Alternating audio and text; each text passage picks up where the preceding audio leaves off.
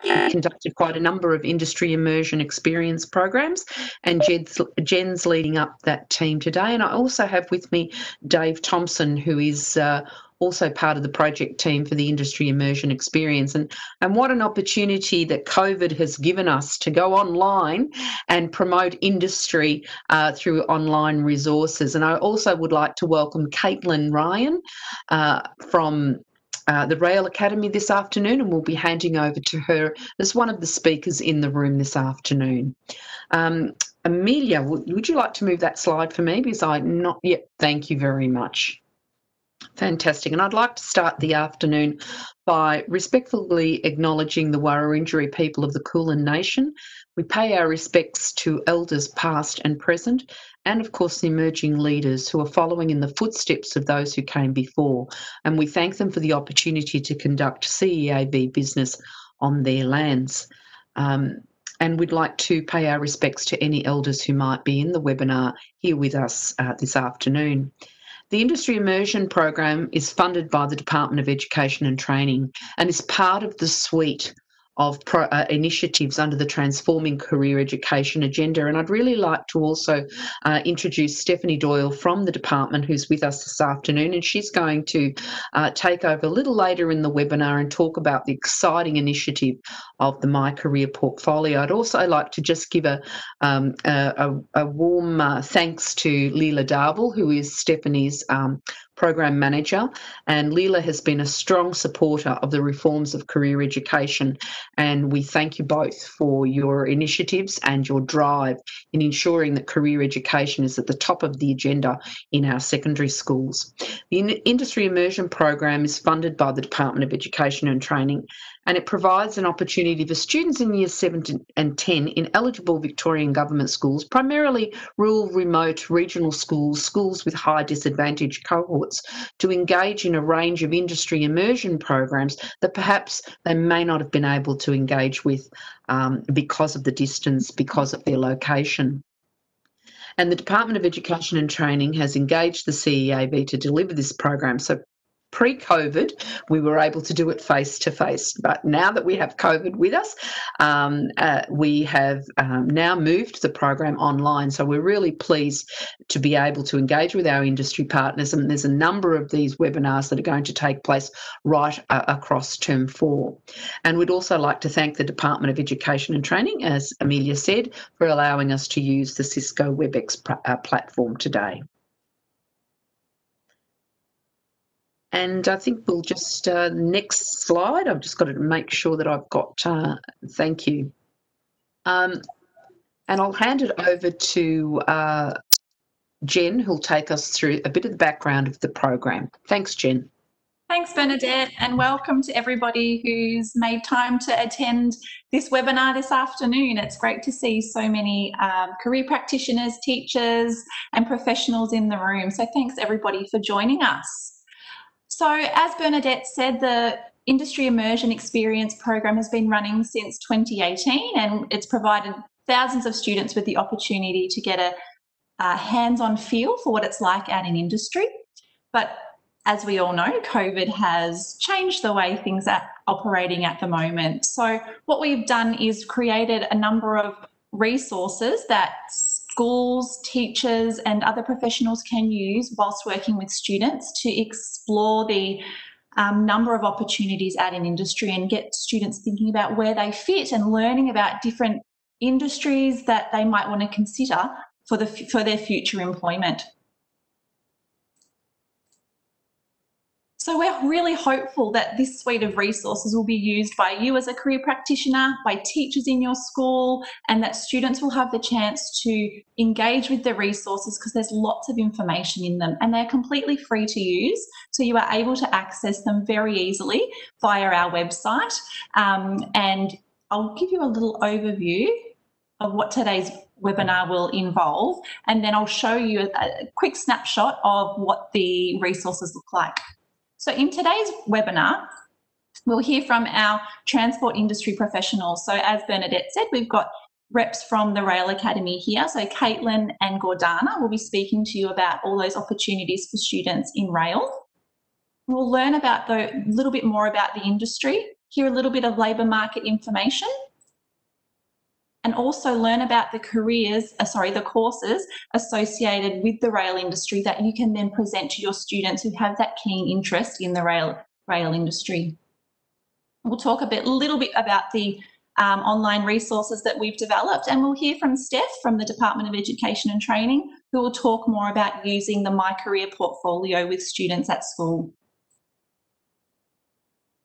As Amelia said at the beginning, but if you happen to have missed it, if you have any questions, unfortunately mics are off for this webinar, but you can ask any questions in the chat function or the Q&A function as part of your screen setup there. So throughout the webinar, make sure you type in any questions in the chat box. So as I said, we've developed a number of resources, and they're in a range of industries. So you'll see that there's construction, creative, defence technologies, digital tech, food and fibre, international education, medical tech and pharmaceuticals, professional services, retail, transport, distribution, logistics and postal, and transport technology. So is that the last one? I think there's one more actually. And visitor economy. So there is a number of resources and videos and activities for students with a whole range of interests that you can present to them with these resources. So without any further ado, I'm going to welcome our speakers, Gordana and Caitlin, and they'll be presenting this afternoon. Hello, ladies. Thanks, Jen. Thank you. Hi, I'm Caitlin. I'm coming to you live from working from home environment in Glenroy. Thank you so much to CAV for inviting us to participate in this afternoon's webinar. Just to give you a bit of context, I have worked in the rail and construction industry now for the last 7 years. I currently work for the Level Crossing Removal Project as a Rail Academy manager. And just over the next 5-10 minutes, I'm going to cover off some great career opportunities available in rail transport, how to locate some useful information about different job roles, and provide information on our Vet in Schools program, which is the Certificate 2 in heavy and light rail operations. Next slide. Thanks, Jen. Thank you. So the rail industry provides valuable services to the Australian economy, providing mobility to millions of passengers and vital freight services across the country. The rail industry at the current state is experiencing extraordinary growth Australia-wide. The federal and state and territory governments have committed $100 billion over the next decade to rail infrastructure projects. And some of you may have caught the new federal budget announcement from last night. There is additional funds being poured into our regional services in Victoria as well. And these projects are all happening to ensure that capacity and operating efficiency of the national rail network can keep up with the population growth and demand of these services. So improving network connections to capital cities and ports will also reduce things like our freight costs. But these large-scale projects demand skilled infrastructure workers and create opportunities for employment across our country. At present, there are several significant shortages of trained people to fill a large number of roles across our industry. The Victorian State Government, which I'm part of the portfolio of the Department of Transport, is making record investments in transport, investing $70 billion in major transport infrastructure and smart technology projects. So focusing on road and rail initiatives, we're undertaking the most comprehensive project pipeline in Victoria's history, along with construction of rail infrastructure that has accelerated over the last 3 years. There is at least 13 years of substantial work left remaining to be done in Victoria alone. And this is going to require a tripling of our industry's existing workforce. So I'll just open to the group just to have a little bit of a think and plant the seed. I'm just going to ask you to have a think about what major transport infrastructures projects you might know about where you live, whether it's in a metropolitan area or in a regional space. Some examples of these that you might know if you think about the Victoria Big Build are going to be Level Crossing Removal Project. We have the Rail Projects Victoria, Ballarat Line Upgrade, Metro Tunnel, the proposed Suburban Rail Loop, Regional Rail Revival, the Murray Basin Project, the Box Hill Transit Interchange. We've also got the Port Rail Shuttle, the Fast Rail to Geelong, and building stock of the new high-capacity metro trains and new velocities that have been ordered to support the growth of population and increase of passenger services. So these massive projects create tens of thousands of jobs across all types of sectors, from construction to engineering to human resources and administration. But there is a bit of a shift in the problem. We've got a huge opportunity, but there is a huge vacuum of skill shortages that we've got. Now, the reason for these skill shortages are the massive uplift of works that have been commissioned, so multiple projects all happening at the same time in our state. We have an ageing workforce with a lot of current staff employed retiring. Although interestingly, the average turnover in the rail industry is very low. So we've got extremely high retention rates, which is great. That means that people are happy in their roles. And we have a lot of competition from other organisations, including interstate projects like the Inland Rail and things happening in New South Wales, and also other sectors like in mining and gas. There's also the geographic location of the vacancy. In Victoria, there are more than 27 companies that operate in the rail sector. These include private and public rail operators, so that's freight and passenger, but also manufacturers. You've got your construction contractors and your suppliers. And our rail workforce has increased by 72% since 2009, and it's expected that we're going to see a further 5.5% employment growth by 2023. A few of the really key skills that are currently in demand: train drivers, signalling technicians, train controllers, track workers, and engineers. Engineers in particular is an occupational area that we have the most difficulty in filling. Next slide, thanks, Jen. So I'll just ask you to, I know I've just given you a big brain dump of like rail information, but I would just ask you now to just have a bit of a think and take a couple of moments to have a look at this table and hone in on one job role. So I'll just get you to have a quick look there, and then I'm going to get Jen to go to the next slide, thanks, and we'll unpack what an infrastructure role looks like. So, as you saw on the previous table, there are a number of roles I've given an example of, but rail infrastructure is a vital component of our rail sector. So it involves the construction and regular maintenance of infrastructure assets and equipment. So that is things like track, tunnels, level crossings, bridges, platforms, the land around the track, and other facilities which allow passenger and freight trains to run safely and efficiently. So a track worker works to build, inspect, maintain, repair tracks for heavy and light railways. They also may lay and repair tracks at tramways, quarries, mines, and install minor signals and other equipment. A track worker spends most of their time outdoors, and the work can be quite physically demanding. These jobs would probably best suit people who enjoy working conditions across a range of general labour maintenance duties, but also need to be happy to work outdoors, rain, hail or shine, and not be afraid to get their hands dirty and contribute to a team. Next slide, thanks, Jen. So I wanted to pick out that role in particular, just as a highlight for our little bite of time we've got today is just to show that that job role that I've just unpacked in a few moments, the track worker role requires no formal certificates, degrees or licensing on application for that job role. However, it does require at least some on-the-job training. So I picked this job role because it's interesting, unique, it's suited to certain personalities, but it also pays really, really well. So a rail operator like Yarra Trams, V-Line or Metro in Victoria would advertise for a position like a track worker as the need arises. Whilst there may not be any specific prerequisites for the entry, candidates who are applying for a job like a track worker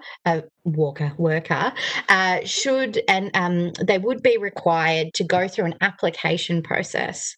So an application process for a rail operator would require things like a behavioural interview, a police check, a medical examination, and workers need to be of 18 years old. Age or older. So the majority for all of the training and that happens in the rail workforce is delivered on the job, and then employees are actually paid to undertake training as part of their employment conditions. Next slide, thanks, Jen. So Jen's just going to load up a quick video. This is just to highlight a few more of the many opportunities available in the rail industry, and just taking a moment to see what actually sits behind focusing on a journey taking us from A to B. Thanks, Jen. Just give me one moment, guys. I'm just going to share this with you.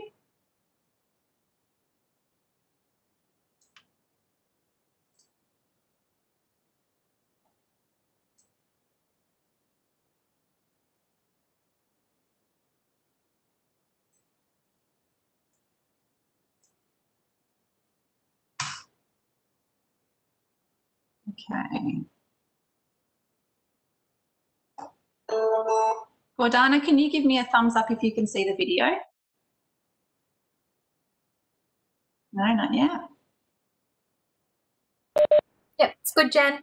Oh, it is? Great. Thank you. Getting one train to take you from point A to point B requires more than 120 different professions.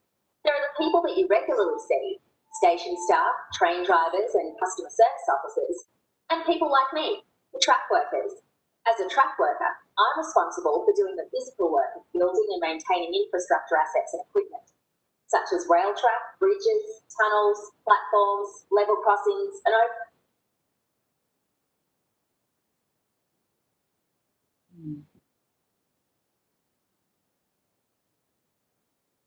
think it's paused. Sorry.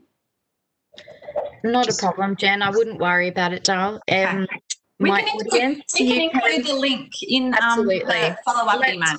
I work in transport. I like to run to a schedule. Let's keep moving. Okay, sure. Give me one moment. Just got to get us back. Thank you.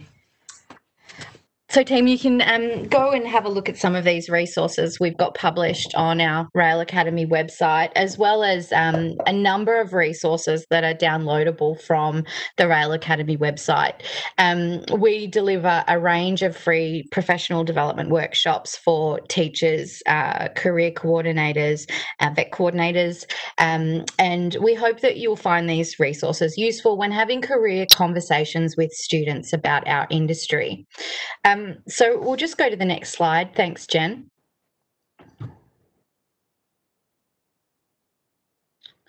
Excellent. Thank you. So in an Australian First, which is really exciting for me to be part of this project, I worked across industry over a period of 6 months to write the curriculum to create a certificate 2 in heavy and light rail fundamentals. So this is a qualification which is an Australian first. It has the buy-in and endorsement from industry because there is definitely a need for industry to work in a collaborative nature so that we can create a pipeline of young people to be attracted to our industry and really change our reputation of being a bit of an old, stale railway. So the VET program provides secondary school students with an interest in rail and construction the opportunity to study while at school.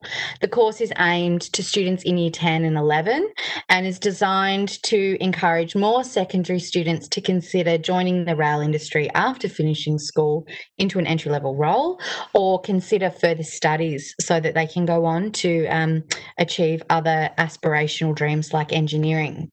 So the 2-year part-time course counts towards a VCE qualification and provides students with basic knowledge of the rail industry in Victoria. Currently, the curriculum for our pilot group, which is being run at the moment, is being taught by Swinburne University of Technology, and the students undertake training in areas of railway operations, customer service, safety awareness, rail infrastructure and rolling stock. The current pilot group has got 21 students enrolled. The students are from a range of different areas across the wider area of Victoria. We've got students from schools in Geelong, Berwick, Ringwood, and the students attend a weekly class on Wednesday afternoons and undertake their hands-on practical training at our bespoke training facility, the Rail Academy, which is located in Newport. Next slide. Thanks, Jen. So students are taught in a combination of structured learning, self-directed learning and hands-on training in a simulated work environment. The curriculum, as I mentioned, was designed with input from industry employers. So those are my stakeholders that I work with very regularly, which is Metro Trains Melbourne, V-Line and Yarra Trams, with the aim to help students make a more informed choice about future employment within an area of the industry that best suits their interest, capability and career aspirations. The course has been approved for band funding, and the next intake will be happening in February 2022. So I do encourage you all to get in touch with myself or Gordana at the Rail Academy if you have a student that would like further information on the program or would like to attend an information session or one of our Rail Careers events that we host that are focused for students. Next slide. Thanks, Jen. We might skip the vid. Great. So as mentioned, we've got a number of resources that are available, but there's also a lot of other great resources that are available online as well. As I mentioned, I encourage you to check out our Rail Academy website and have a look at some of the things we've got available.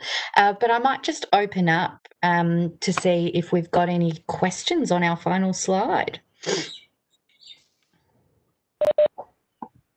There's a couple of questions that have come through, Caitlin. Maybe I might just read those out. If you can answer those, or Gordana even in the chat. Is the application process still on the website? For VET in schools? Yes. Yes. So just send an email through to our Rail Careers email, which will include the information for as we send out the links for the videos. And we'll be taking, at the moment, we're taking expressions of interests for our February 2022 intake. Perfect. There's just another question about there's no intake in 2021. No, look, and it's not for lack of request. We've definitely got a really big demand to deliver a program next year, but part of the conditions within working in the framework of our VRQA and VCAA, we need to run and deliver a successful pilot. So our pilot program is due to finish in October of next year, and once that's done, we will be ready to rock and roll, running a new intake every year, rolling thereafter. Perfect. And one more, which Swinburne campus do students attend? So students actually attend their training in Newport, which is 12 kilometres west of the Melbourne CBD. And we have it in Newport so that we've got a good central location for multiple corridors from where the students are coming from, but it's also very close to our Rail Academy facility, which has got the work and equipment that is needed for them to do their practical assessments. And I've just seen another question come through, Caitlin, just asking if the course is available to all school sectors, or is it just government schools, or? Yeah, that is a very good question, Jen. I would have to come back. At the moment, my understanding is because it has received band funding, it is available to be delivered as a Vet in Schools program with the contracts executed between DET and the Victorian government's funded schools. However, if there was an interest there where there was a cohort of students that were maybe with a private school or another secondary school mix, we could potentially look at the opportunity to license the courseware, which we have the intellectual property and Victorian Crown rights for, to another RTO to deliver. But at this stage, we're just maintaining our strategic relationship with Swinburne. Yeah, okay, great. Okay, so any more questions? There's one more here. There's a question that's come into the general room. Will the qualification ever be offered to the vet clusters to run, for example, the trade training centres? Yeah, absolutely. Good question, Andrew. As mentioned, if a trade centre located somewhere like at Chisholm or at other TAFE campuses, Kiosk, for example, would want to pick up and deliver the qualification, there's absolutely opportunity there. A few things that are probably worth consideration if you're embedded with one of those trade training centres is that finding a trainer and assessor to deliver a qualification with all of the experience that's required is pretty tricky. So we just need to make sure that the location was suitable and that they had the right equipment and the right trainers and assessors. Thank you. Thank you. Okay, I think that is all the questions. If anyone thinks of anything else, you can pop it in the chat and we can come back to it at the end if something else crops up. And then I think your final slide, Caitlin, is your contact information. Yeah, great. Well, thanks again, guys. I really appreciate the opportunity. I can absolutely talk underwater about this stuff. So I encourage you to get in touch and either join one of our free professional development workshops that we offer for career advisors, or if you've got students that would just like to come and check out to test the water about what it is to work in the rail industry, have a look at our school engagement programs that we offer in conjunction with CEAV as part of their industry immersion project. And thank you. Thank you so much, Caitlin. That was fantastic. Pleasure. Fantastic. And I know when I was working in a school, there was always kids that had that interest in rail, and it's really great to have these opportunities to present them with that hands-on experience to, like you said, test the waters so they can see if it really is for them. And I'm sure all career practitioners can think of students who maybe haven't considered rail as an option for themselves, but putting it forward like this and giving them the chance to learn about it and understand it will be very appealing to lots of students in the future. So thank you very much for your time today. My pleasure. And for everybody that's attending, there will be a student session hosted by Caitlin next week, which will provide you with the details of at the end of this webinar. So if you do have students in mind, you will be able to pass on details to them on how they can listen from Caitlin and hear more about the Rail Academy and the different opportunities available. Okay, so just moving on now, I'm just going to give a brief overview of the online resources that we have created, showcasing the transport technology industry. So for anybody who's in the room who came to our webinar last term, there is some of this information you will have heard before, but it's always a good idea just to revise and remember what's included in the resources. So the resources cover lots and lots of different opportunities in transport. And it's got links to interviews with real people who are talking about their roles and their experiences in the industry. The great thing about these resources is teachers can set this as a unit of work. So teachers will be able to say to their students, watch this activity 1, watch the video, answer the questions. Students can type directly into the PDF, save their responses, and then upload to their e-portfolios or send on to teachers for review. There's a whole range of short, fun activities to keep students engaged and to get them learning about different terminology and understanding all the different facets of many different industries. Excuse me, sorry. The resources will encourage your students to prepare for and think about work experience. So we all know that in year 9 and 10, we want students to be thinking about work experience and not doing it as a last minute rush. So having these resources gets students to think about where in their community could they undertake a placement and getting them to do a little bit of research. It also pushes students to look at Job Outlook and look at all the different facilities within Job Outlook. Okay, so encouraging students to be independent career researchers and learning about all the different online opportunities for them to do research. Has direct links to VET course information. So we've got a table at the end of each industry booklet that has a list of all the different VET courses that students can enrol in that are linked to different careers within the book. Students just click on the live links and read about where they can study and learn more about these different jobs. Interviews with VET students. So hear from students who are studying these courses, because we all know students like to hear from other students, okay? They don't always want to hear from a teacher, so hearing from other students who are actively involved and hear what they're getting out of these particular VET courses. There's a really handy pathways planner at the back of all of the booklets, and this is a really great way for students to get a good overview of how your pathway can evolve and change and all the different opportunities for movement within your own pathway, your career pathway. All the booklets are accompanied with a teacher resource. So we understand that as a careers practitioner or a teacher, you don't have time to find out all the answers to all the questions that we've written. So we've actually created a teacher answer sheet. So it has all the answers there. So if you are reviewing the students' written submissions, the written answers, typed in answers, you'll be able to just cross-check that they've hit all those important markers in their responses. And at the end of each booklet, we've got a little quick quiz. So it's just another little fun online activity that kids can just log on to the quiz and make sure that they've understood all those fundamental things about the industry that they've learnt whilst completing the workbook. So that is the resources. Like I said, they are free, okay? So we encourage you to look at them, share them, and encourage your students to use them.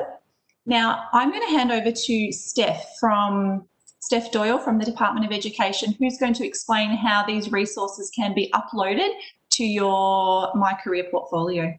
Thank you, Steph. Great. Thank you, Jen. And thank you again, Jen and Bernadette, for the opportunity to be here today to talk to everyone. So, hi everyone, my name's Steph and I work in the Career Education Unit in the Department of Education. And as Jen and Bernadette said, I'm here today to give you a little bit of information about the My Career Portfolio resource. Just to flag, it is a resource that's only available for government school students, so my apologies to anyone who's here from a non-government school today. But before I sort of launch into some detail about what My Career Portfolio offers, I just want to give just a little bit of background as to why we have developed the resource. So as some of you're probably aware that the department commissioned a review in 2017 into career education in Victorian government schools, and in the same year there was also a parliamentary inquiry into career advice activities in Victorian schools. And the findings that came out of both the review and the inquiry were really similar, and some key themes that came out of them were that career education varied widely in quantity and quality. It was starting too late. It was more often than not focused primarily on years 10 to 12. It needed to provide students with more meaningful connections to the world of work. And in not all cases, it wasn't always prioritised by schools. So, and also one thing we particularly heard out of the department's review was that students weren't finding the process of developing their career action plans to be particularly engaging or useful. So in response to both the review and the inquiry, the Victorian Government has invested 109 million over 4 years and 26.7 million ongoing in a suite of initiatives to transform career education in government schools. And it's focused on 3 key areas to better support students to make informed career and pathway decisions. So we're focusing on starting career education earlier, so we're starting from year 7, building better connections to the world of work, and making career education a priority in schools. So my career portfolio is part of that suite of initiatives that's been implemented as part of that reform. And it was developed to provide students with a free and engaging resource to support them to navigate and track their career education journey. It's there to support them to translate their career exploration and planning into concrete actions, and to facilitate their conversations with yourselves and with parents about their career education journey. So it provides an online career action plan for them to complete, helps them to track what they're enjoying about school, their interests, their skills, their strengths and goals. It provides one central place where they can store key files and links related to their course and career planning. So we encourage them to upload examples of their schoolwork, reports and certificates that they earn through various programs that they complete. Students who've completed the My Career Insights program, so the Year 9 students who've gone through that, we encourage them to store a copy of their Moresby report into My Career Portfolio as well. And it also provides a range of resources, like a one-stop shop where they can access key resources and websites to help them with their career exploration. So links to places like My Future, Job Outlook, TAFE and university websites as well, all in one place. Thanks, Jen. Next slide. So being an online resource, it's obviously been well placed to support students while we've been in a remote and flexible learning environment. And I know we're now moving back to face-to-face learning. For the students who will continue to be in that remote environment for the next few weeks, still provides a great place for them to interact and to, when you're running classes, for example, with these industry immersion resources, a great place for them to come back and to reflect on their learning. The workbooks, this is a perfect place for them to store them. And also the activities that they complete in the workbooks provide a really good foundation and piece of information to help them inform their career action plan as well. So there's a number of questions in each year level career action plan that relate to reflecting on work-related learning activities that they have completed. So please encourage your students as they complete an activity like this to then take that reflection to revisit and review their career action plan and update it accordingly. So as I mentioned earlier, so we wanting to build that stronger connection to the world of work, which obviously this industry immersion program is a really key aspect of that for us. We're wanting to also strengthen My Career Portfolio as a place where students can build on that workplace exploration as well. So we have recently released a new feature, a new range of features for My Career Portfolio. They're live now as at the start of this term. One of those new features is a World of Work section, which we hope will help facilitate students to do that World of Work exploration. There's only a couple of parts there at the moment. It will be built on in future releases as well. So please encourage your students, the ones who are using My Career Portfolio at the moment, or if you are looking to implement My Career Portfolio in your school, to have a look at that section and examine some of the resources that we have there, but also keep an eye out. There will definitely be more coming through in the near future. Thanks, Jen. Next slide. So just to finish off, just to highlight, there is the URL to access My Career Portfolio. Your students will need an active EduPass account in order to be able to log in. So if they don't currently have that set up, we do have some information that other web address there just under the resources relating to how to support your students to set up their EduPass accounts. Also really critical that you work with your IT staff in that process as well. In terms of staff access, if you don't already have access to the system and would like that set up, all you need to do is get in touch with us in the Career Education Unit, just on that email address at the bottom of the slide there, and we can really quickly set that up for you.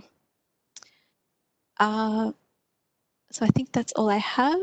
Happy to take any questions in the chat as well. Thanks, Jen. Thanks so much, Steph. I think that everybody that's in the webinar this afternoon can see the really great link between the resources that we're developing and any other resources or activities you're doing at school with students, that then students can upload them into their My Career Portfolio and come back to them and keep building on them. So towards the end of their schooling, they can look back and see all of the information that they've gathered and the knowledge that they've built, so they can feel confident in those choices that they're making. So it's a really great addition to the service, the careers service that we're offering students in Victoria. So thanks, Steph, for giving us an overview. So finally, I mentioned that there's going to be a special event next week for students in government schools. So if you can think of the rail academy or the rail industry. Sorry, Jen. Sorry, can you start again, please? You just dropped out, and I think a few people didn't hear that announcement. Thank you. Oh, sorry, Ben. Okay, thank you. So I was just saying that next week we are running a special event for students that are attending government schools. So this is an opportunity for young people who have an interest in transport, in rail, or even if students know nothing about this industry, it's a really good opportunity to increase their knowledge, because we don't know what we don't know. So the more we learn about, the more students learn, the bigger their opportunities are out there for them. So the links are in the chat box. We will also be sending the registration links via an email that will come out to all participants this afternoon on Friday. So if you can think of any students, or if you'd like to just send it widely to students at your school, that's okay too. So we'd love to have as many students here as possible to hear again from Caitlin, who will deliver a student-focused session like she's delivered to the practitioners and teachers here today. So I'd like to thank everybody for attending this afternoon. I can see there's a couple of questions in the chat box. There are, Jen, and one in particular there from Cindy Young, to all the panellists there for Caitlin and Gordana. And she says that I finished VCAL at the end of 2020. Can I still complete the course? So there's a lot of interest in your course. You've generated some sensational conversations around it. So are you able to answer that today? Yeah, absolutely. So a student needs to complete any vetting schools course while still at secondary school. So if you were going to be eligible for the program, you could be in year 11 and year 12, but you would still need to be at secondary school while enrolled and completing your studies. And Caitlin, someone else has asked as a follow-on to that. So do you think that down the track there might be an opportunity for students who have maybe already exited or have graduated before 2022? Is that something that's on the horizon perhaps? Look, there are already lots of training opportunities that are available for young adults to undertake if they're looking to enter into a career within rail. But as mentioned, once someone is at the age of 18, they would be best placed to enter into an entry-level job role, and they would receive the necessary training for the area that they're going to be entering into on the job. And look, a lot of that comes down to risk mitigation. Within the rail industry, we work under 56 acts and legislations under an overarching national rail safety law. So the rail operators really need to make sure that they've got the right people in the right roles doing safe work. Yeah, that makes sense. Thank you. Caitlin, can I just an interest, because there'll be practitioners there that will have exiting year 12s coming up to the end of this year. Is there a repository, a clearinghouse of where all these vacancies in infrastructure are listed? Is there one place or a one-stop shop they can go to? Absolutely. So you'd be best to visit Victoria's Big Build. So that's part of the Major Transport Infrastructure Authority. Right. And it is, you can just Google it, Victoria's Big Build. I think it was included on that last slide of ours. And that's really a place where all job vacancies from rail operators to manufacturers, Alstom, Bombardier, companies that have cleaning contracts, you name it. It's Big Build. That's fantastic, because in the budget, of course, there's a lot of support for apprentices and traineeships. Yep, obviously, there's traineeships available in this industry. Yeah, definitely. And it should be plentiful, Definitely. So construction consortium partners like, for example, the John Hollands or the McConnell Dowell or Lang O'Rourke's, they would also advertise job vacancies as they arise through Big Build. Yeah. So fantastic. I mean, we only ever hear doom and gloom, but I think that this is an industry that is really putting it out there that there are opportunities over the next 20 years for young people in particular, and that's who you're targeting, to actually start to pathways plan and find themselves a strategy to get themselves into. How exciting. I love that image of the girls driving the trains. That's really good. And having more girls in the industry, I'm sure, will bring a really good balance to it. So that's my mission, Bernie. That's my mission. So the practitioners that are out there, guys, this is your opportunity to really promote this fabulous industry. Have a look at it. $70 billion. I think, how can you not get excited? It might, even gives you heart palpitations. I mean, if you have young people that are really keen and dedicated and interested and are interested in working outdoors, how exciting for them. So what a terrific challenge for us as practitioners to really get this industry in front of our young people and get them thinking and dreaming a little bit, particularly for our 7, 8s, 9s and 10s. Still potential there for them to really feel very positive about the future world of work and the labour market in the infrastructure industry. So, Jen, I'll leave it up to you to close off the webinar, but I'm very excited. Thank you, Caitlin, for sharing all that. That's fantastic information. Thank you. My pleasure. Thanks. And I just want to say a sincere thank you to our presenter, Caitlin, from the Rail Academy today, and also got her colleague, Gordana, who's in the room as well. We really appreciate you taking the time to explain all the amazing opportunities in the rail industry. And thanks to Steph for joining us and explaining about the My Career Portfolio functions, and to my colleagues at the CEAV. To everybody that's in the room and has spent their Wednesday afternoon with us. We really hope that you'll be able to attend more of these sessions. As Bernadette said at the beginning of the webinar, there will be more rolled out throughout this term in some of those other industry areas. So we hope that you and your students will make the time to come along and learn about the other industry areas. Before you log off, it'd be great if you could complete the survey that we have prepared just to get your views on today's webinar. The link will be in the chat box, or perhaps if you don't have time to do it now, we'll send the link out on Friday in the follow-up email. So thanks again to everybody who's participated today. If you would like to share this recording with one of your colleagues, perhaps, you'll be able to access that via the follow-up email as well. So thanks to everybody for your time today, and we thank you for your participation and all those great questions, and we hope you found it really valuable. So